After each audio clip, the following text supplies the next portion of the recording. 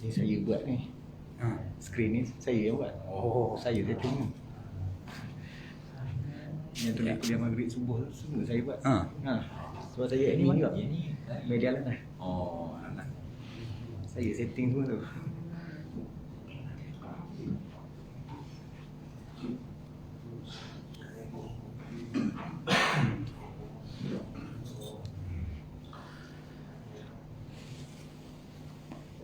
Bismillahirrahmanirrahim. Assalamualaikum warahmatullahi wabarakatuh. A'udzu billahi samil 'alim minasy syaithanir rajim. Bismillahirrahmanirrahim. Alhamdulillahi rabbil alamin wa bihi nasta'inu 'ala umuri dunya waddin. Qalu subhanaka la 'ilma lana illa ma 'allamtana innaka antal 'alimul hakim. Qala rabbi shrah li sadri wa yassir li amri wahlul 'uqdatam min lisani yafqahu qawli. Allahumma salli ala sayyidina Muhammad tibbil qulubi wa dawaiha wa afiyatil abdani wa shifaiha wa nuril absari wa diyaiha wa ala alihi wa sahbihi wa barik wa sallim. Alhamdulillahilladzi ja'ala hadzal yawm al-yawmul 'afiyah وجاء الشمس من مطلعها. اللهم نور قلوبنا بنور هدايتك كما نورت الأرض بنور شمسك أبدا أبدا برحمتك يا أرحم الراحمين. قال الله تعالى في القرآن العظيم: أعوذ بالله من الشيطان الرجيم الذي خلق الموت والحياة ليبلوكم أيكم أحسن عملا Wahuwal azizul ghafur. Sadaqallahul aliyyul azim. Dialah yang menciptakan kematian dan kehidupan untuk menguji siapakah di kalangan kamu yang paling baik amalannya.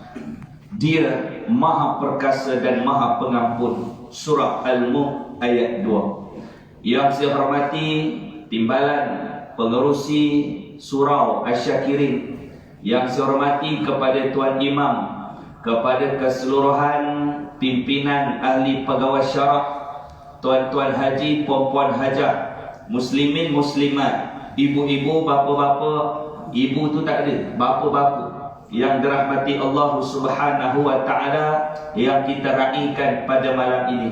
Apa khabar semua tuan-tuan? Sihat ya tuan-tuan? Pertamanya marilah kita merafakkan syukur kepada Tuhan yang punya dunia, Allah Subhanahu wa taala. Kerana pada malam ini Allah Taala pilih saya, Allah Taala pilih tuan-tuan untuk kita bersama-sama hadir di dalam rumah Allah Subhanahu wa taala. Mudah-mudahan pertemuan kita pada malam ini diberkati dan dirahmati oleh Allah Subhanahu wa taala. Rumah yang terbaik adalah rumah Allah. Sehingga kan ulama sebut di dunia ni ada dua rumah Allah. Yang pertama masjid dan surau, itu adalah rumah Allah. Yang kedua adalah hati orang-orang yang beriman, itu juga adalah rumah Allah Subhanahu wa taala. Dan tidak lupa juga saya ucapkan ribuan terima kasih kepada sahabat media Anas, sahabat saya yang kita ada live pada malam ini. Mudah-mudahan perkongsian kita bukan sekadar terhenti di sini, tapi didengari oleh siapa yang mendengar di Facebook, insya-Allah tuan-tuan. Tuan-tuan pun jangan tidur, sebab kejap lagi kamera tu akan berpusing kepada tuan-tuan. Kan anak kita tengok live kan, tengok bapak aku tidur punya tuan-tuan. Baik tuan-tuan muslimin muslimat yang dirahmati Allah sekalian. Malam ni kita nak tengok satu hadis Nabi sallallahu alaihi wa ala alihi wa sahbihi wasallam. Hadis adalah berkaitan dengan mencari keredaan daripada Allah Subhanahu wa taala. Orang yang hidup di atas muka bumi Allah ni, dia ni ada dua. Yang pertama, dia mendapat keredaan daripada Allah, tu yang pertama. Yang kedua, dia ni mengundang murka Allah Subhanahu wa taala. 2 hari semalam, malam semalam saya ceramah di Gambang. Saya pernah berkongsi, bila mati satu orang anak Adam, kehidupan di dunia ni tuan-tuan ada dua kelompok. Yang pertama, mereka ini taat kepada Allah, mereka ini taat kepada Nabi sallallahu alaihi wasallam. Apa yang Allah Taala suruh mereka buat, apa yang Nabi suruh mereka lakukan, apa yang Allah Taala dan Nabi larang dia ditinggalkan. Ada golongan jenis macam tu. Ada satu golongan yang kedua tuan-tuan, apa yang Allah Taala suruh dia ni tak buat, tapi dia ada juga melakukan dosa kepada Allah, dia melakukan dosa kepada Nabi, dan dia mati dalam keadaan dia tuan-tuan, dia terseksa nanti di alam kubur, dan dia juga akan terseksa di yaumul mahsyar. Dia ni tuan-tuan, tapi dalam hatinya ada kalimah la ilaha illallah. Dia ni orang Islam. Dan mereka, golongan ini, mereka akan mencari seseorang untuk memberikan syafaat kepada mereka. Lalu dia akan berjumpa dengan para nabi, para rasul. Semua para nabi, para rasul menolak dan tak mampu nak memberikan syafaat, sehingga kan dicadangkan, disuruhlah mereka ini mencari seorang nabi yang cukup dikasihi oleh Allah, iaitulah baginda Nabi Muhammad sallallahu alaihi wasallam. Sebab itu orang ni tuan-tuan, golongan yang hari ini dia tak selamat di hari kiamat tuan-tuan, dia tetap akan mendapat syafaat bukan sahaja daripada Nabi. Ulama sebut, Dr. Karim Zaidan, dia kata apa? Ada 3 golongan, 3 kelompok yang akan memberikan syafaat kepada golongan-golongan ini. Yang pertama, apa yang akan memberikan syafaat kepada golongan ini? Yang pertama adalah Al-Quran. Sebab itu tuan-tuan, buruk macam mana sekalipun kita hidup kita ni tuan-tuan, jangan tinggalkan Al-Quran. Banyakkan membaca Al-Quran. Saya pesan untuk diri saya, dan juga saya pesan untuk tuan-tuan, banyakkan hidup kita ni membaca Al-Quran. Tu hak Al-Quran tu banyaklah, kita tak urai pada malam. Yang kedua, kelompok yang akan minta kepada Allah supaya diberikan syafaat adalah orang-orang para syuhada, orang yang soleh, orang yang beriman. Kalaulah dalam hidup dia tuan-tuan, dia pernah berkawan dengan orang soleh, dia pernah berkawan dengan orang baik, dia pernah berkawan dengan para syuhada. Bila para syuhada tu mati nanti tuan-tuan, dia ni dimasukkan ke dalam neraka Allah. Orang soleh, orang alim, dia boleh mohon kepada Allah supaya mengeluarkan golongan ni yang tak semayang, tetapi dalam hatinya ada kalimah la ilaha illallah. Dia minta syafaat daripada Allah supaya keluarkan golongan ini masuk ke dalam syurga Allah. Dahsyat tuan-tuan. Yang ketiga, apa dia tuan-tuan? Syafaat yang paling terbesar nanti di hari kiamat adalah apa dia tuan-tuan? Syafaat daripada baginda Nabi Muhammad sallallahu alaihi wa ala alihi wa sahbihi wasallam. Hadis kita nak tengok pada malam ini adalah hadis yang datang daripada Abu Hurairah. Abu Hurairah ni tuan-tuan, dia antara seorang sahabat Nabi yang paling banyak meriwayatkan hadis Nabi sallallahu alaihi wasallam. Abu Hurairah dia meriwayatkan hadis Nabi 5,374 buah hadis Nabi. Dia duduk dengan Nabi lebih kurang dalam 10 tahun, tetapi dia boleh hafal dan dia boleh meriwayatkan hadis Nabi 5,374 buah hadis Nabi. Cukup banyak. Tingkat yang kedua, sahabat yang kedua Abdullah bin Umar, anak Sayyidina Umar. Dia meriwayatkan hadis Nabi 2,630 buah hadis Nabi sallallahu alaihi wasallam. Orang yang ketiga yang banyak meriwayatkan hadis Nabi, Anas bin Malik, 2,286 buah hadis. Orang yang keempat yang banyak meriwayatkan hadis Nabi, isteri baginda Nabi sallallahu alaihi wasallam, Siti Aisyah, Sayyidatuna Aisyah. Siti Aisyah meriwayatkan hadis Nabi 2,210 hadis. Orang yang kelima, Abdullah bin Abbas, 1,660 buah hadis Nabi. Orang yang keenam, Jabir bin Abdullah, 1,540 buah hadis Nabi. Dan orang yang ketujuh, ni antara ranking 7 orang yang paling banyak meriwayatkan hadis Nabi. Yang terakhir Abu Sa'id Al-Khudri, 1,170 buah hadis Nabi. Kejap lagi kalau ada ustaz-ustaz datang mengajar pada tuan-tuan, dia membacakan hadis-hadis daripada salah seorang daripada nama-nama yang saya sebut, itu antara termasuk 7 orang yang paling banyak meriwayatkan hadis Nabi. Dan malam ni kita nak tengok hadis daripada Abu Hurairah. Daripada Abu Hurairah radhiyallahu anhu, Nabi sallallahu alaihi wasallam bersabda, "Inna Allah Ta'ala yarda lakum thalatha wa yakrahu lakum thalatha. Fayarda lakum an ta'buduhu wa la tusyriku bihi syai'an wa an ta'tasimu bihablillahi jami'an wa la tafarraqu wa yakrahu lakum qila wa qala wa kathrat as-su'al wa idha'at al-mal. saudara Rasulullah sallallahu alaihi wasallam. Apa kata Nabi? Sesungguhnya Allah Ta'ala redha bagi kamu 3 perkara dan benci bagi kamu 3 perkara. Maka dia redha bagi kamu yang pertama untuk beribadah kepadanya, kamu tidak mensyirikkannya dengan sesuatu pun, dan berpegang teguh dengan janji Allah semuanya dan tidak berpecah belah. Dan dia benci bagi kamu yang banyak menukil dan berkata-kata. Yang kedua, banyak bertanya. Yang ketiga, banyakkan membazir harta. Allah Ta'ala ni kata Nabi, dia suka kepada kita ni tuan-tuan 3 benda. Dan kata Nabi, Allah Subhanahu Wa Ta'ala dia cukup benci kepada orang yang ada 3 benda. Yang pertama, orang yang beribadah tu Nabi paling suka. Sebab itu dalam satu hadis Nabi kata, aku paling suka tengok orang beribadah, tapi aku paling suka tengok anak muda yang beribadah. Nak jumpa anak muda yang beribadah ni tuan-tuan boleh kira. Malam ni tak ada orang tua, kira semua orang muda. Sebab pakai mask tak nampak muda ke tua. Tapi kalau tengok rambut tu kantoi juga tuan-tuan kan. Ni tuan-tuan, yang pertama apa dia tuan-tuan? Beribadah kepada Allah. Yang kedua apa dia tuan-tuan? Tidak mensyirikkan Allah. Ni Nabi paling suka orang yang tidak mensyirikkan Allah.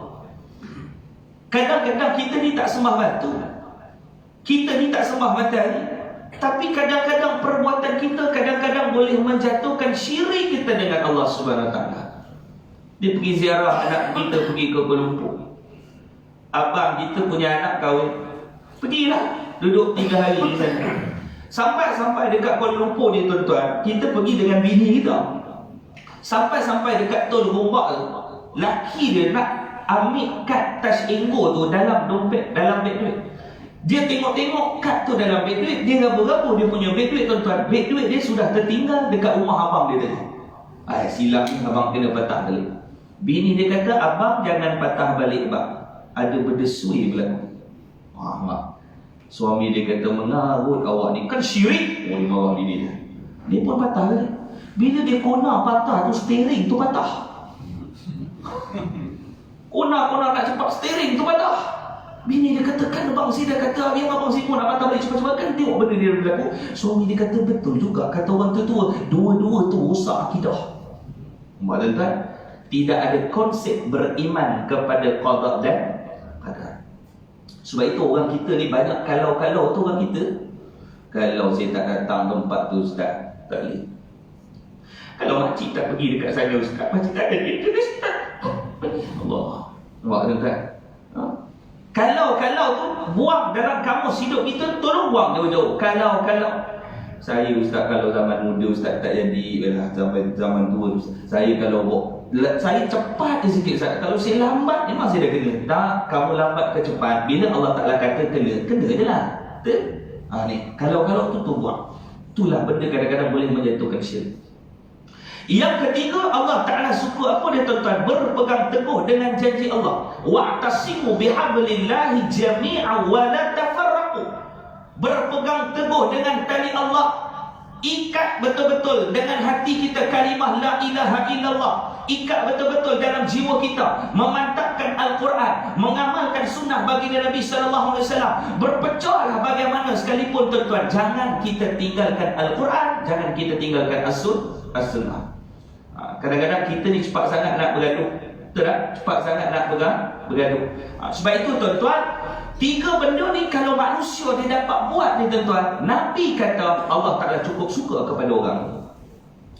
Dan kata Nabi SAW di dalam satu hadis Nabi SAW yang lain, Nabi kata tuan-tuan, ada beberapa perangai yang aku tak suka bila manusia tu buat. Aku ni paling tak suka bila manusia tu melakukan.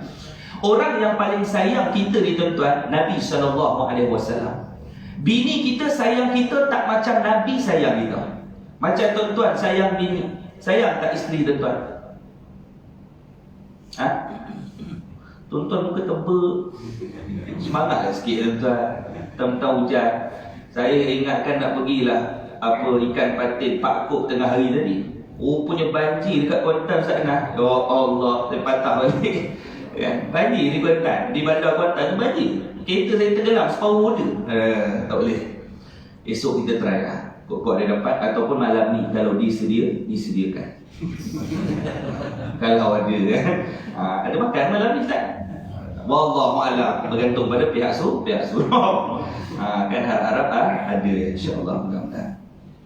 Tuan-tuan tak ada tak apa, jangan saya tak ada dalam kurung. Baik, tuan-tuan, ada benda yang Nabi tak suka. Nabi kata, nanti di dalam syurga manusia tu dia akan duduk dengan aku. Dia akan duduk rapat dengan aku. Sahabat tanya, ya Rasulullah, siapa yang akan duduk dengan kau dalam syurga cukup rapat? Nabi kata, orang yang ahsanu amala, orang yang beramal soleh. Dia akan duduk dengan aku di dalam syurga. Allah. Dan Nabi kata, ada orang yang aku cukup tak suka. Bila dia buat beberapa perkara ni, bahkan dia akan jauh dengan aku nanti. Yang pertama, apa dia kata Nabi? Buruk akhlak. Akhlak yang buruk. Sebab itu tuan-tuan, nak jadikan akhlak kita ni, jadikan Rasulullah sebagai qudwatun hasanah, contoh ikutan yang terbaik. Start daripada bangun tidur, kita ikut Nabi. Nabi minum, kita ikut Nabi. Nabi tidur macam mana? Nabi tidur mengiring ke kanan. Betul tuan-tuan? Kita tak sempat nak mengiring dah. Penat sangat balik kerja, dia lompat daripada pintu depan, menerak tu atas katil. Hilang Nabi SAW. Kita haus sangat, kita minum. Kadang-kadang kita terlupa baca bismillah. Nabi kata siapa yang mulakan dengan bismillah dan bila dia telan dia sebut alhamdulillah, sepanjang hari itu perutnya terhindar daripada memakan sumber yang haram. Ikut Nabi. Pakai baju ikut Nabi, selamat kita. Macam mana Nabi pakai baju? Masuk tangan kanan, kemudian tangan kiri, buka baju tangan kiri, kemudian tangan kanan. Pakai seluar kanan dulu, kemudian kiri, buka seluar kiri, kemudian kanan. Pakai kasut seliput kanan, kemudian kiri, buka seliput kiri, kemudian kanan. Tu dapat pahala sunnah. Macam tuan-tuan pakai baju Melayu sekarang, pakai jubah. Kejap lagi tuan-tuan terkentut, nak solat isyak, tuan-tuan nak ambil uduk. Tuan-tuan nak buka kanan ke kiri dulu? Mana ikut sunnah? Itu terkata. Tuan-tuan dapat jawab, tuan-tuan boleh balik ikut. Mana nak ikut? Mana sunnah? Kita dah pakai ni, kejap lagi kita nak ambil uduk. Kan? Ada yang terkentut, kita nak ambil uduk. Tuan-tuan, waktu nak ambil uduk tu, tuan-tuan disunahkan nak buka kanan ke kiri dulu? Jawapannya kiri. Ingat tuan-tuan, buka baju tangan kiri, buka baju tangan kiri, buka baju tangan kiri. Buka kiri, kemudian kanan, ambil wuduk macam biasa, tutup nanti kanan, baru kiri, dapat pahala sunnah Nabi. Sentiasa mulakan yang kanan, yang terbaik. Ada orang tanya saya, Ustaz nak pakai kopiah. Saya kata, kepala abang ada berapa? Dia kata satu. Pakai je lah, RM1 berapa tuan-tuan? Kan? Pahala sunnah Nabi SAW. Ikut cara Nabi, hidup kita diselamat. Dalam kehidupan ni tuan-tuan, kenapa kadang-kadang kita menjadi akhlak yang buruk? Sebab kadang-kadang kita ada sifat yang tidak bersyukur dengan Allah Subhanahu Wa Taala. Al-Imam Al-Ghazali dia kata apa tuan-tuan? Dalam hidup kamu, every day, setiap hari, every time, every second, jangan lupa dalam kehidupan kamu lahir dan minta dengan Allah supaya hidup kamu menjadi orang yang bersyukur. Sebab itu saya seronok imam tadi dia baca satu doa, yang doa itu telah diajarkan oleh Nabi SAW kepada Muaz bin Jabal. Nabi kata, wahai Muaz, kamu selepas solat jangan tinggal baca doa ni. Apa dia kata Nabi SAW? Tuan-tuan baca sama-sama. A'udzubillahi minasyaitonirrajim. Allahumma a'inni ala dzikrik wa syukrik wa husni ibadati. Nabi kata, ya Muaz, lepas solat kamu jangan tinggal doa ni. Apa dia? Allahumma a'inni ala dzikrik wa syukrik wa husni ibadati. Ya Allah, ya Tuhanku, bantulah aku ya Allah untuk mengingatimu. Bantu aku ni ya Allah untuk ingatkan kepada Engkau ya Allah. Wa syukri, dan aku ni bersyukur dengan Engkau ya Allah. Ni minta. Wa husni ibadati, dan permudahkanlah urusan ibadah aku kepadamu ya Allah. Doa ni Nabi ajar direct pada Muaz bin Jabal, dan Muaz bin Jabal mengamalkannya, dan Nabi suruh kita baca setiap lepas solat. Tu nak jadi orang yang amalun solihat, tinggalkan benda buruk. Kita hari ni tuan-tuan, kata Al-Imam Al-Ghazali, anak murid dia tanya, wahai Tuan Imam, kenapa Allah Ta'ala ni dia panjangkan umur satu orang manusia? Kenapa Allah Ta'ala panjangkan umur kita? Umur tuan-tuan, umur saya, kenapa Allah Ta'ala panjangkan? Umur saya 30 tahun. Tuan-tuan depan saya 40, 50, 60 tahun. Kenapa Allah Ta'ala berikan umur 30 tahun, 40 tahun, 50 tahun? Why? Sebab ada dua kata Imam Al-Ghazali. Yang pertama, Allah Ta'ala nak bagi sedar dosa kita banyak. Sebab itu Allah Ta'ala lanjutkan umur. Yang kedua kata Imam Al-Ghazali, supaya Allah Ta'ala nak bagi kamu ruang dan peluang untuk kamu bertaubat kepada Allah Subhanahu wa Ta'ala. Ada masa untuk kita bertaubat. Sebab itu tuan-tuan, saya teringat ada satu kisah. Ada satu zaman Bani Israel, ada seorang hamba Allah. Dia ni bunuh 99 orang.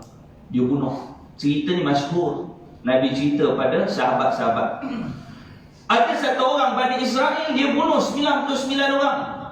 Tiba-tiba dia terdetik dalam hati, dia nak berubah. Dia insaf, dia nak bertaubat kepada Allah. Lalu dia jumpa ada seorang rahib. Dia minta pandangan dan cara untuk dia berubah. Wahai Tuan Rahib, saya dah bunuh 99 orang.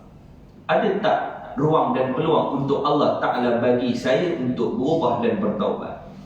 Rahib tu bukan bagi jalanan. Dia komplain kepada lelaki yang bunuh. Yang kau ni pergi bunuh 99 orang tu buat apa? Kau ni tak ada kerja lain ke? Banyak kerja kau boleh buat. Great food ada apa? Dia jual-jual. Ya kau pergi bunuh orang. Lelaki tadi dia bengang tuan-tuan. Dia bunuh rahib tadi genap 100. Selepas dia bunuh tuan-tuan, dia terasa macam aku dah bunuh 99, aku tambah lagi seorang, genap 100. Aku betul-betul nak berubah. Dia mencari satu orang alim, dan dia jumpa dengan satu orang alim. Wahai Tuan Guru, saya betul-betul nak berubah. Saya dah bunuh 100 orang dalam masa yang cukup singkat. Ada tak ruang untuk Allah Ta'ala ampunkan dosa saya? Kata Tuan Guru tadi, wahai anak muda, buatlah dua benda ni, Allah Ta'ala akan ampunkan dosa kamu. Apa dia tuan-tuan? Yang pertama kata Tuan Guru tadi, hijrahkan diri kamu. Kalau kamu duduk dekat balok perdana ni tuan-tuan, pergi dekat balok balok apa lagi ada kat sini? Balok makmur, Gambang, Semambu, pindah daripada kawasan ni. Pertama kena hijrah, keluar daripada kawasan ni. Sebab tempat ni kadang-kadang banyak mendorong kita melakukan maksiat. Kamu melakukan maksiat, hijrahlah ke tempat lain. Yang kedua kata Tok Guru tadi, hidup kamu ini banyakkan, jangan lupa untuk bertaubat nasuha kepada Allah. Allah tak akan ampunkan dosa kau. Dipendekkan cerita, lelaki tadi dia nak hijrah. Dia pun keluar, mati di pertengahan jalan. Maka turunlah malaikat maut dan juga malaikat azab, berbincang sesama mereka bagaimana kedudukan mayat budak ni. Dia ni belum bertaubat, tapi dalam proses nak bertaubat. Yang malaikat azab kata, dia ni dah bunuh 100 orang, dia ni belum bertaubat, kita kena hukum dia lah. Malaikat rahmat kata, nanti dulu, dia ada niat dah untuk bertaubat, tapi masalahnya sekarang dia tak bertaubat lagi. Lalu dalam riwayat Allah Ta'ala hantarkan satu orang malaikat yang lain menyelesaikan masalah mereka ini, dua orang malaikat ini. Lalu malaikat ini kata, tak apa, kalau begitu kita ukurkan jarak di antara tempat dia buat maksiat dengan tempat dia hijrah. Dia mati tengah-tengah, yang mana paling dekat? Kalau dekat dengan tempat dia nak hijrah tadi, dia dekat, belum lagi nak keluar, masih lagi jarak tu dekat, maka kamu azablah. Tapi kalau jarak dengan dia nak pergi hijrah ke tempat itu, niat nak hijrah ke tempat lain dekat, maka dia selamat. Lalu diukurlah malaikat ini, Ternyata kedudukan mayat tadi tuan-tuan berada di tengah-tengah di dalam riwayat, tetapi bahagian dada lelaki tadi termasuk kepada jalan untuk dia berubah. Ketika itu Allah Ta'ala ampunkan dosa dia. Allah. Taubat ni tuan-tuan, bukan dia belum buat, tapi niat nak ubah saja, Allah Ta'ala dah boleh ampunkan dosa dia. Subhanallah. Sebab itu Allah Ta'ala kata kepada malaikat Jibril, ya Jibril, sampaikan kepada umat Nabi Muhammad, dalam keadaan sepanjang hidup dia tak pernah ibadah pada aku, maksiat dia buat cukup banyak. Katakanlah Jibril kepada umat Nabi Muhammad, tapi saat dia mati, tangan tak boleh angkat, kaki tak boleh melangkah, mata tak boleh buka, tapi dia tak mampu lagi nak beribadah kepada aku. Tapi sepanjang hidup dia buat maksiat. Tapi tiba-tiba saat aku nak cabut nyawa dia, tiba-tiba dalam hati dia terdetik untuk bertaubat kepada Allah. Katakanlah Jibril pada umat Muhammad, aku mampu untuk mengampunkan dosa-dosanya selama itu. Allah. Ni tuan-tuan, banyak mana dosa kita buat, banyak mana dosa kita buat tuan-tuan. Banyak. Zaman muda kita banyak dosa, zaman saya banyak dosa saya buat tuan-tuan. Tapi tuan-tuan kena ingat, banyak lagi dan besar lagi pengampunan Allah kepada seseorang hamba. Allah tak pernah bosan mendengar permintaan hamba-Nya, tapi hamba-Nya lah yang cukup bosan untuk menelah tangan minta ampun kepada Allah Subhanahu wa Ta'ala. Ini tuan-tuan, jadikan diri kita orang yang bertaubat, nak jadi orang yang amalun solihatun, orang yang terbaik. Sebab itu tuan-tuan, Nabi paling benci orang buruk akhlak, hasad dengki dengan orang, pandang serong dengan orang. Orang naik pangkat sikit kita pandang tepi. Tuh, pandang tepi. Ini pakai-pakai boleh naik pangkat, aku macam dia buat kerja tak, aku buat kerja pun tak naik. Dia macam ni. Pandang sini sekali orang. Ataupun dalam hati dia ada perasaan bangga. Aku yang susun program ni. Kalau aku tak susun program ni, dia orang tak ada lah program. Contoh, kat pejabat kita, aku susun ni aku yang buat. Kalau aku tak buat ni, tak ada lah, korang tak ada lah. Dia berbangga dengan amalan. Kadang-kadang boleh jatuh riak. Riak ni bukan orang pejabat je tuan-tuan. Kadang-kadang Tok Bilal pun boleh jadi riak juga. Ada juga. Bilal azan sedap, kan? Masuk waktu dia azan, Allahu Akbar, Allahu Akbar. Dalam bilik kau orang tahu, dia pun mesti dia orang kata macam kat Mekah. Dia jadi riak dah tuan-tuan. Riak. Dan tuan-tuan jangan bawa pasal. Imam pun kadang-kadang boleh jadi riak. Bukan imam sini, imam tempat lain. Angkat takbir sebiji Abdul Rahman Sudais, setahun sengau pun lengkap habis. Sufakum mu'tadilun rahimakumullah, salatu jamaah rahimakumullah, Allahu Akbar, Allahu Akbar. Imam di depan, mesti dia orang kata macam kat Mekah. Benda tu pun riak juga tuan-tuan. Tu orang yang buruk akhlak, tak boleh. Sebab itu cerita pasal zaman akhlak ni tuan-tuan, start daripada zaman Nabi-Nabi dulu. Allah Ta'ala dah pamerkan akhlak-akhlak ni. Zaman Nabi Isa AS, dalam riwayat tuan-tuan, Nabi Isa dia pergi berjalan, pergi ke satu tempat. Tiba-tiba ada seorang Yahudi, dia tengok Nabi Isa ni berjalan, dia panggil Nabi Isa untuk apa? Dia nak teman Nabi Isa ni untuk buat satu urusan. Nabi Isa ni dia pergi nak buat satu urusan, Yahudi ni pun nampak. Dia nampak Nabi Isa berjalan, dia nak ikut Nabi Isa. Ya Isa, kamu nak pergi mana? Aku nak pergi ke sana, aku nak bawa satu urusan. Boleh tak aku ikut kamu? Nabi Isa kata, nak teman? Jom. We go together. Kita pergi sama-sama. Nabi Isa dibawa bekalan. Ada satu seping roti, duduk di pinggang. Yahudi tadi dia bawa 2 keping roti, kiri kanan. Dia berjalan, Nabi Isa berjalan, dia duduk belakang Nabi Isa, jalan. Timbul satu, ni dikata sebagai apa dia tuan-tuan? Buruk akhlak. Dia tengok Nabi Isa tu ada sekeping. Tempat yang Nabi Isa tidak berjalan ni mungkin jauh.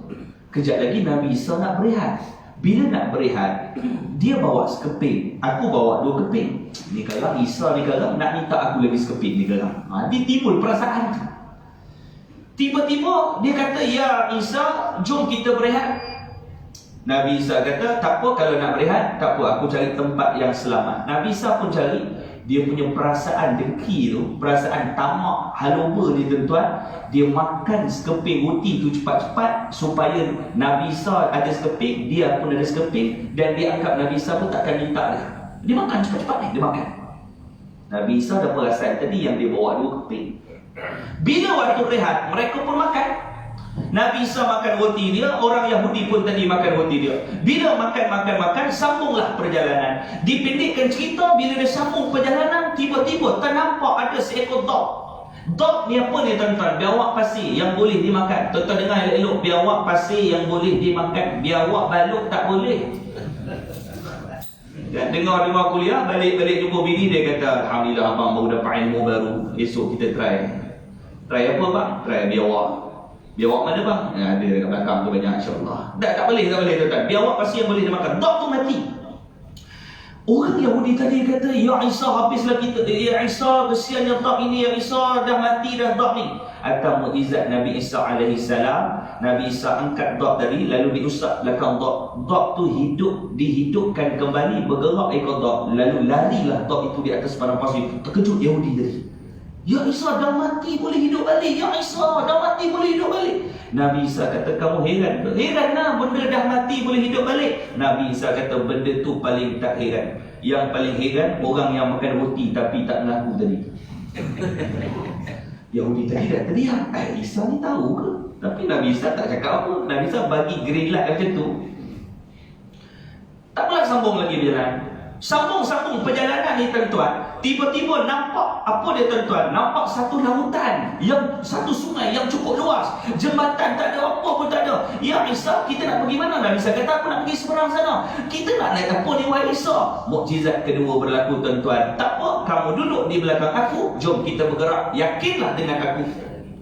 Tiba-tiba tuan-tuan, mereka berjalan di atas air. Terkejut Yahudi tadi. Dia kata apa? Ya Isa, betul ke kita berdiri di atas air? Nabi Isa kata, kau heran ke? Aku heran lah, kita boleh berdiri atas air, jalan atas air. Nabi Isa kata, benda tu paling tak heran. Yang paling heran, yang makan roti tapi tak mengaku. Dia bagi kali kedua. Buah tu dia bagi cantik. Tengah-tengah jalan, lepaslah. Tiba-tiba tuan-tuan, nampak 3 guni emas. Itu sifat manusia. Sifat tamak, kedekut. Bila nampak 1, 3 guni emas ni tuan-tuan, terkejut. Yahudi tu kata, Ya Isa, guni emas Isa, kita kena ambil. Kaya lah kita ni. Nabi Isa kata, aku bukan nak urusan dengan emas ni. Aku nak bawa satu urusan penting. Ya Isa, kita kena ambil. Nabi Isa kata, kalau kamu betul-betul nak ambil, jom kita bagi 3. Yahudi tadi kata, siapa lagi seorang? Kita berdua. Nabi Isa kata, tak. Dia ada 3 orang. Kita ada 3 orang. Terkejut Yahudi tadi. Dia tanya, Ya Isa, kita nak bagi siapa? Yang pertama, 1 guni untuk aku, 1 guni untuk kamu, lagi 1 guni kita bagi dekat orang yang makan roti tu. Terus dia mengaku, aku yang makan tadi. Buat tuan-tuan, sifat manusia tak pernah cukup. Sikap manusia kedekut, sikap manusia ni tuan-tuan, dipandang manusia ni tuan-tuan dalam pandangan, bukan pandangan rahmat. Tu antara ciri-ciri orang yang buruk akhlak. Ini tuan-tuan. Yang kedua, Nabi paling tak suka orang yang banyak berbicara. Nabi tak suka. Sebab itu dalam malam ni tuan-tuan, dalam surau ni siapa paling banyak cakap? Tuan-tuan pun saya disuruh cakap. Bukan saya tuan-tuan kan. Ni, siapa yang banyak cakap? Maknanya dari sini bercakap lebih kepada urusan dunia tanpa kita masukkan urusan akhirat. Cakap ni cakap urusan dunia. Cakap duduk kita ingat Allah. Duduk kita ingat Allah. Kan duduk ingat Allah. Sebab itu penceramah pun saya pesan jugalah. Kita kalau nak cakap kena selitkan Al-Quran dan hadis. Baru cantik, betul tak? Baru cantik. Cakap ingat Tuhan. Cakap ingat Tuhan. Cakap ingat Tuhan. Ada orang ceramah jadi lawak daripada awal sampai akhir. Itu tak syok lah, tak berapa cantik. Kan? Maknanya tuan-tuan, kita selitkan Al-Quran dan hadis. Maknanya tuan-tuan pun kalau nak cakap, selitkan Al-Quran dan hadis. Esok lepak makan roti canai sambil esok ukuk Allah subhanahu wa ta'ala. Lain macam bamat bagi ni kan? Tak payah sampai tahap macam tu ni tuan-tuan.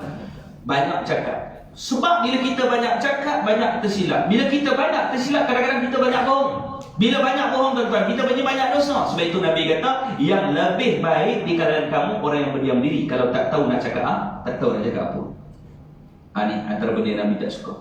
Yang ketiga, benda yang Nabi tak suka, apa dia tuan-tuan? Namanya sombong. Ini Nabi paling benci yang sombong. Dia cakap nak sombong, dia cakap nak sombong. Sombong ni tuan-tuan, orang yang sombong, kadang-kadang orang yang cakap ni, orang yang sombong ni, dia ni bukan tak ada ilmu, dia ni ada ilmu, tapi kadang-kadang dia sombong dengan ilmu. Orang yang ada ilmu, tapi kalau dia tidak ada iman, dia sama macam iblis.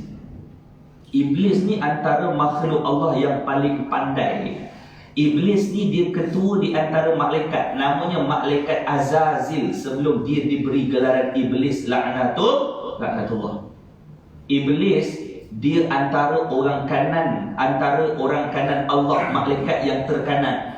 Iblis Azazil, malaikat Azazil ni waktu sebelum dia iblis, dia malaikat Azazil, dia kalau ibadah dia sebaris dengan malaikat-malaikat besar, malaikat-malaikat kanan. Yang pertama malaikat Jibril alaihissalam. Azazil dia kalau solat, dia kalau sembah Allah, beribadah pada Allah, sebelah kanan dia mesti malaikat-malaikat besar 4 ni. Yang pertama malaikat Jibril. Yang kedua malaikat Israfil. Yang ketiga malaikat Mikael. Yang keempat malaikatul maut, malaikat Israel. Dia ni termasuk orang kanan malaikat ni, malaikat terkenal lagi hebat. Besar tu jangan cerita lah.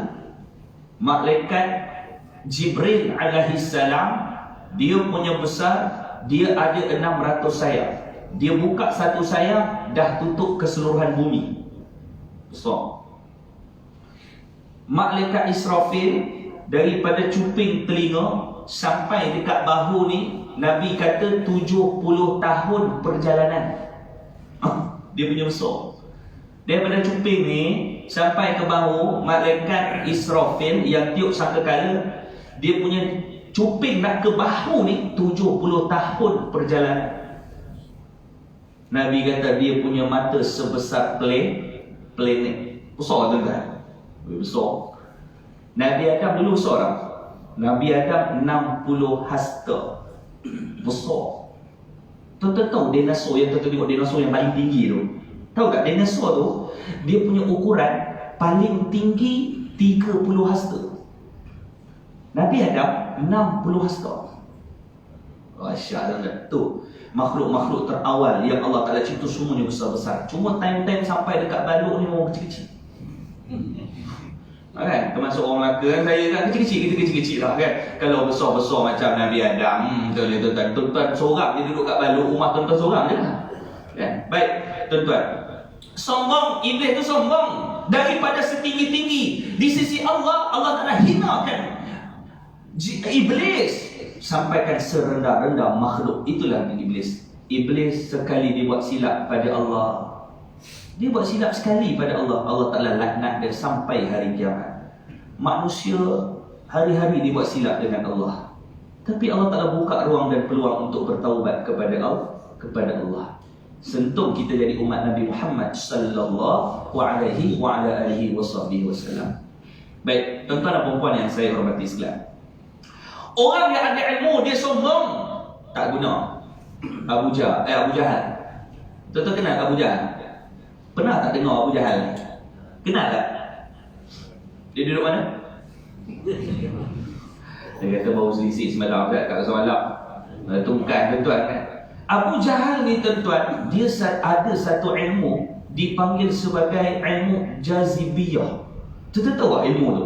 Ilmu ni ilmu tentang alam. Sebab itu bila dalam proses hijrah Nabi, Abu Jahal ni tuan-tuan, dia boleh tengok Nabi berjalan ke mana dan diarahkan Suraqah bin Malik pergi cari Nabi dekat padang pasir. Dia tahu kedudukan Nabi waktu Nabi keluar tu, Nabi pergi mana, dia tahu. Siapa ada ilmu ni tuan-tuan? Yang paling pakar Abu Jahal. Ilmu jazibiyah. Sebab itu kalau dalam sistem ketenteraan, sistem polis pun, kalau kita komando-komander, dia kena ada ilmu ni. Ilmu ni tuan-tuan, dia tengok daun tu patah, dia tengok ranting tu patah, dia tahu siapa yang lalu. Itu ilmu tentera. Kan? Ayah saya dulu bekas tentera, kadang-kadang dengar dia punya taklimat ketenteraan tu, tengok power. Pada saat komando ni, dia tengok tuan-tuan mendiang kanan anak langkau. Tuan ingat? Dia ni tengok daun patah, dia boleh tahu siapa yang lalu, berapa orang yang lalu. Tu hebat tu. Daun tu patah, daun selai Tuan, yang ni berapa orang? Yang ni lebih kurang 10 orang. Macam mana orangnya? 2 gemuk, 1 pendek, yang lain semua kurus. Dia bau daun. Dia masak nasi di sini. Dia boleh tahu. Tu yang, siapa yang ada ilmu ni? Tuan-tuan pun ada, tuan-tuan. Tuan-tuan pergi kedai, pergi kurui kahwin, tuan-tuan ada ilmu jazibiyah. Tuan-tuan boleh bau masakan apa. Ini tak ada kambing ke ni? Wah, tu kan, tu ilmu jazibiyah. Baik tuan-tuan. Yang paling power ni tuan-tuan, Abu Jahal. Waktu Sayyidina Ali bin Abi Thalib menggantikan tempat tidur Nabi, dia gantikan tempat tidur Nabi.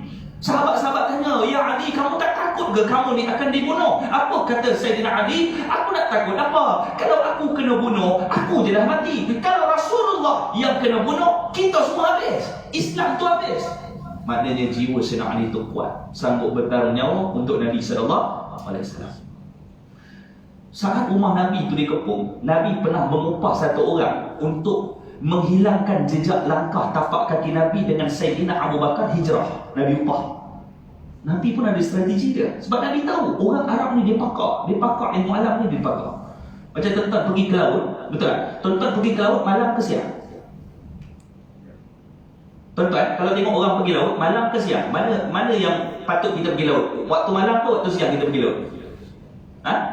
Waktu malam, sebab udara daripada darat dia akan tiup ke laut. Tuan-tuan nak balik ke darat, kita waktu siang ke waktu malam? Waktu siang, sebab angin daripada laut dia akan tolak pergi ke darat. Sebab itu tuan-tuan, duduk tepi pantai waktu siang baru dapat angin. Ini duduk tepi pantai waktu malam. Dia kata panas ni, laut ni tak ada angin ke? Nak kiamat tu. Sebab dia tak faham. Tak faham. Jadi tuan-tuan kena belajar ilmu tu kan. Ilmu tu macam-macam. Baik. Bila saat Rasulullah keluar, Nabi upah ni satu orang lelaki-lelaki. Tuan-tuan, yang duduk dekat luar Nabi tu bukan 2-3 orang, 50 orang anak-anak muda. 50 orang berkuda. Seorang ada 2 kaki, 50 orang ada 100 kaki. Tuan-tuan, dia naik pula kuda tuan-tuan. Kuda ada 4 kaki, lebih kurang berapa ratus kaki ada dekat situ? Berapa ratus kaki? 300 kaki. 300 kaki tuan-tuan. Sampai ke siang. Orang kata, Nabi Muhammad ni tak keluar ke? Jom kita masuk bilik rumah Muhammad. Lalu dia masuk rumah, dia tarik je selimut, dia tengok Sayyidina Ali. Ali, mana Muhammad? Ali kata, aku tak tahu, aku tidur di malam tadi. Sekarang aku bangun. Dah, Muhammad dah tinggalkan kita. Tak tahu nak cari Muhammad di mana. Dia panggil siapa? Abu Jahal. Panggil Abu Jahal. Abu Jahal, kita Muhammad dah lari, tak tahu bila kami pun dah tak sedar dah. Kami tak tahu Muhammad dia pergi mana. Abu Jahal, dia tengok pasir. Dia ambil pasir, dia bau. Dia diam. Padahal ada 300 tapak kaki, 400 tapak kaki. Dia boleh cap di mana tapak kaki Nabi Muhammad SAW. Itu hebat Abu Jahal. Sistem teknologi Abu Jahal ni tak tahu. Dia boleh sampaikan kiriman kepada Suraqah bin Malik yang menjaga di persempadanan. Tangkap Muhammad. Lalu orang yang berkuda dia kata, "Ya Abu Jahal, kalau betul Muhammad lalu ikut trek ni, dia trek ni ke mana arahnya?" Abu Jahal pandang ke atas, dia tengok ada bintang Syu'rah. Kalau tak silap saya, cahaya bintang Syu'rah, Muhammad ikut ke arah utara. Dia tahu. Tu yang hebat ni, Abu Jahal. Ikut betul. Dia serahkan kepada Suraqah bin Malik. Suraqah bin Malik pun bila dia tengok ada satu bayang-bayang yang berjalan di tengah-tengah, dia tahu yang tu Muhammad, sebab telah dimaklumkan oleh Abu Jahal. Lalu dia pergi naik kuda.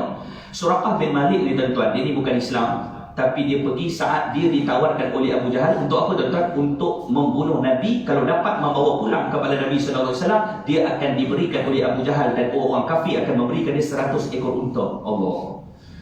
Kita orang bagi kita lembu seekor pun Allah seronok tuan-tuan. Ni 100 ekor unta ditawarkan. Lalu Suraqah bin Malik, dia tengok Nabi, dia bawa kuda, dia ni pakar menebang kuda. Bila dia pergi kepada Rasulullah, dia tersembam jatuh. Dia pergi kepada Rasulullah, dia tersembam jatuh. Dia pergi kepada Rasulullah, dia tersembam jatuh. Apa dia kata? Wa waqa'a fi nafsi hilaqitu ma laqitu min al-habsi anhum an sayazharu amru Rasulillah. Dia kata apa? Saat aku nak mendapatkan Nabi Muhammad SAW, dalam perasaan aku jatuh tu, aku tahu Muhammad ni bukan jalan-jalan orang. Dia ni ada pakai baju ni. Dia bukan jalan-jalan. Tapi sebab dia hero, takkan hero menyerahkanlah. Dia tetap nak pergi kepada Nabi Muhammad, dia jatuh. Dia jatuh. Dia ni tak pernah jatuh pun dah, tapi dia jatuh. Sampai depan Nabi, dia kata apa? "Ya Muhammad, aku ditugaskan untuk menangkap dan membunuh kau." Siapa yang mengarahkan? Abu Jahal. Apa yang mereka tawarkan kepada kamu? aku akan ditawarkan 100 ekor unta. 1 ekor unta. Allah. Kata Nabi Muhammad, takkan itu saja. Sebab itu Nabi Muhammad ni politician, orang yang hebat. Sebab itu kalau nak jadi politik, kena main politik ikut cara Nabi. Nabi pandai negotiate. Nego, Nabi nego ni. Tengah-tengah tu Nabi nego lagi.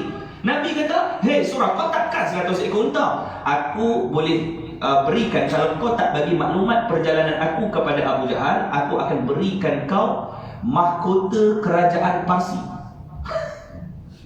Mahkota agung Parsi, bukan jalan-jalan kerajaan Parsi. Kata Suraqah, kau pun tak ada apa ya Muhammad. Kau jalan pun dengan Abu Bakar, apa pun tak ada. Nak bagikan aku ni mahkota kerajaan Parsi, porah. Nabi kata, ya Suraqah, kau kenal aku start daripada aku kecil. Pernah tak aku bohong? Dia kata, Nabi Muhammad ni tak pernah bohong. Tak apa, takkan cakap mulut je, ya Rasulullah, buatlah surat sikit. Dia negotiate dekat tepi sepadan. Bila Suraqah ni dia dah siap pen, siap kertas, apa semua, dia berikan, dia tulis, dia suruh Nabi sign.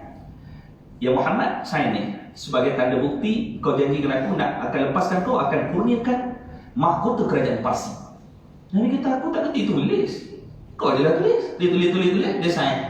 Nabi ada cincin, cop mohor Nabi. Nabi tumbuk di situ kertas tersebut, cop Muhammad Rasulullah, sebagai tanda persetujuan. Maknanya betul dapat kerajaan tu. Betul ke ni dapat ni? Cerita dia tuan-tuan, selepas Rasulullah wafat, Suraqah bin Malik dia tuan-tuan, dia ni masuk Islam. Ada satu zaman Sayyidina Umar Al-Khattab, ada satu peperang paling dahsyat di dalam agama Islam, dia bersama dengan kerajaan Parsi. Itu paling dahsyat sebab barisan tentera Islam semuanya sejak itu Sayyidina Umar menubuhkan barisan ketenteraan elit. Yang punting muka, yang muka garang. Sampaikan kerajaan Parsi dia ikat besi, dia ikat rantai di antara kaki tentera-tentera, takut sebab kerajaan Parsi bila tengok tentera Islam pada zaman Sayyidina Umar, mereka nak lari waktu tu. Dia orang takut, sampaikan Panglima pergi, tentera tak nak pergi. Dia takut dengan tentera Islam. Berapa ramai? 25,000 tentera Parsi, tentera Islam selamanya 18,000 orang. Akhirnya tuan-tuan, menang kerajaan Islam. Ketika itu robohlah kerajaan Parsi. Waktu ni tuan-tuan, robohlah mereka. Lalu Sayyidina Umar mengambil harta-harta rampasan perang, lalu diberikan kepada barisan tentera-tentera Islam. Golongan elit dapat barang-barang dalam istana. Contoh kan, yang bagat-bagat bawah ni sikit dapat lampu istana, dapat tu, dapat ni, dapat tu. Dia bagi-bagi. Ada satu barang ni dia tak bagi, dia tak tahu nak bagi siapa. Namanya mahkota kerajaan Parsi. Ni yang kelakon. Umar kata, aku nak bagi dekat siapa? Suraqah bin Malik pun sampai. Dia ni tak ikut perang pun. Aku punya ya Umar, aku punya ya Umar. Engkau ni tak ikut perang, takkan kami nak berikan kepada kau? Nabi dah janji nak berikan aku mahkota tu. Kau ni asyik-asyik jual nama Nabi, asyik-asyik jual nama Nabi, asyik-asyik jual nama Nabi. Mana bukti? Surat yang di zaman Nabi, waktu ditahan Nabi tu, dia keluarkan. Dia tengok-tengok ada cop cincin Nabi. Sahabat yang duduk membaca surat tersebut menangis. Nabi menangis, para sahabat menangis. Ya Rasulullah, sesungguhnya ya Rasulullah, engkau tahu apa yang akan berlaku nanti ya Rasulullah. Menangis sahabat. Dapat tak Suraqah? Dapat. Tu orang yang ikut Nabi tuan-tuan. Nak ceritakan apa? Poin dia ada dua. Yang pertama, ada orang dia ada ilmu, dengan ilmu tu dia salah gunakan untuk apa? Melawan agama Allah. Yang kedua, orang yang ikut Nabi, orang yang percaya dengan Nabi, dia akan beriman, dia akan tahu apa yang Nabi akan sebut. Walaupun peristiwa tak berlaku sekarang, dia tahu peristiwa itu akan berlaku. Inilah orang yang beriman kepada Allah, yang beriman kepada Nabi sallallahu alaihi wasallam. Baik, yang terakhir, cukup tuan-tuan. Kita ambil berapa Ustaz Nas? Sebelum subuh. Sebelum subuh, maknanya ni banyak masa lagi lah, insya-Allah, mudah-mudahan. Boleh ke tuan-tuan? SOP ni kita tak lama tuan-tuan. Sebab saya perasan kan, tuan-tuan pun dah ubah kedudukan kaki tu, saya dah nampak. Kan kaki kiri duduk atas, kaki kanan, lepas tu dia tukar kaki kanan duduk atas. Dia takut tuan-tuan cangkung lah ramai-ramai. Sebelum tuan-tuan cangkung, kita baca lagi satu point. Apa dia tuan-tuan? Benda yang Nabi paling tak suka, namanya cakap kasar. Cakap tu jangan kasar. Itu paling Nabi tak suka. Orang yang cakap kasar, jap-jap dia marah bini depan orang, itu tak syok kan, marah bini. Kamu ni buat air apa benda? Jiran datang, tamu datang, tak kerti buat air, berapa tahun kahwin? Bodoh dia bantai bini depan orang. Cik hati isteri dia tuan. Maknanya cakap ni jangan kasar. Sebab itu kadang-kadang saya pernah satu forum tuan-tuan, ada satu tok guru, tak nak sebutlah tok guru tu di mana, tapi di Kuala Lumpur. Saya ahli panel yang kedua tok guru, dia orang yang dihormati. Yang moderator tu tak tahu mana dikutip. Dia mengalahkan penceramah, dia punya moderator tu mengalahkan penceramah. Dia cakap intro dia tuan-tuan lebih kurang setengah jam. Lepas tu dia kata, oh macam saya pula yang ahli penceramah, dah dia tahu dia cakap banyak tu. Yang paling saya tak tahulah tuan-tuan, orang tak gelak, dia buat lawak, orang tak gelak, tok guru tu diam. Tuan-tuan tahu, dia bahankan tok guru. Dia kata tuan-tuan takkan seluar dalam, tok guru pun tak pakai. Dahsyat tuan-tuan. Dalam hati tu, dia tembak tok guru tok guru tu diam, orang pun diam. Ni nak cerita apa tuan-tuan? Kasar sangat. Kasar. Kadang-kadang kita lawak dengan orang boleh. Nabi berlawak tak? Nabi berlawak. Satu hari Sayyidina Ali dia makan kurma dengan Nabi. Dia duduk belakang Nabi. Dia makan kurma. Nabi makan kurma, Nabi letak kat lutut depan belakang Nabi. Sayyidina Ali bila tengok Nabi letak, dia pun makan kurma tu, dia letak dekat tempat yang Nabi letak. Maknanya 2 biji. Nabi makan lagi sebiji, jadi 3 dia letak. Sayyidina Ali dia makan-makan, dia letak, ada 4. Lepas tu dia sakat Nabi. Sayyidina Ali, ya Rasulullah, banyak makan sampai 4 biji. Rasulullah tengok, aku makan 2 tadi, kenapa ada 4 biji? Nabi kata, aku okey lagi, biji aku tinggal. Engkau dengan biji-biji kau telan. Wah, Nabi punya gurau pun dahsyat juga tuan-tuan kan. Tapi hubungan silaturahim tu cukup begitu cantik. Sebab itu tuan-tuan, bergurau macam mana pun kita dengan kawan-kawan kita ni tuan-tuan, maknanya jangan putus sampai putus silaturahim. Baik, sama-sama kita mengamalkan benda yang Nabi suka, dan 3 benda yang Nabi Allah Ta'ala suka, 3 benda yang Allah Ta'ala tak suka, dan 4 benda yang saya sebutkan tadi tuan-tuan, antara perkara yang dibenci oleh Nabi SAW. Mudah-mudahan kita ini menjadi hamba Allah, bukan sahaja di dunia, tetapi kita nak yang terbaik nanti di akhirat nanti. Amin ya rabbal alamin, insya-Allah.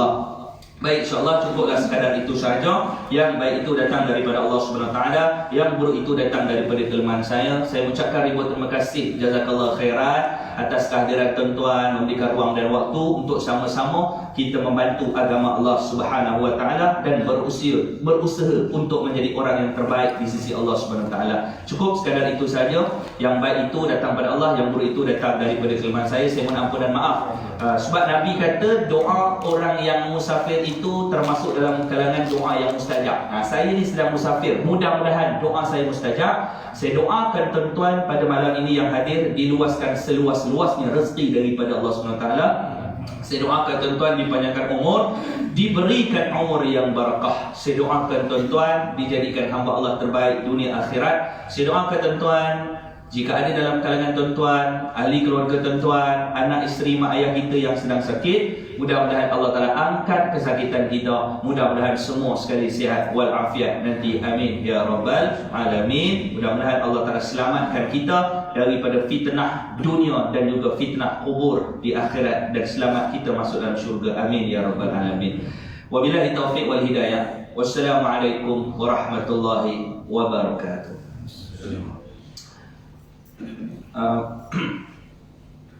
Baik, tuan-tuan dan puan-puan yang saya